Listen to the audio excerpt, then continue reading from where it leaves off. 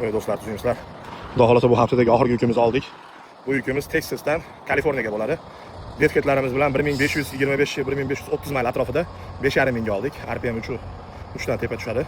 Bu haftada 3 ta yuk qildik. Общий grossimiz 15800 bo'ldi. Yurgan maylimiz 5490 mayl yuribmiz.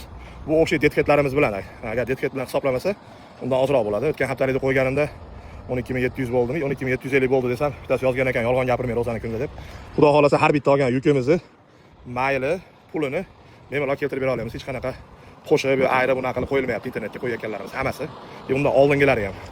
Xudo xolasa hammasini narxini ham, maylini ham rosmoni qo'yilyapti. Sizlar nech puldan yuryapsizlar? Flatbed qilayotganlar, stepdek qilayotgansizlar. Bu haftaligimiz общий RPMimiz 208-209 atrofida tushdi. Yomon emas menimcha. Endi dizel narxi ko'tarilib ketgan, lekin yuklar narxi ko'tarilmayapti. Iloji yurilyapti baribir. Mana shunda ham 2,5 emas, faqat 3 dan tushyapti. Agar kimda ham shunaqa yuklar qilmoqchi bo'lsa, bemalol Wings Trackingga murojaat qilasizlar. Billa ishlaymiz. Sog' bo'lasizlar.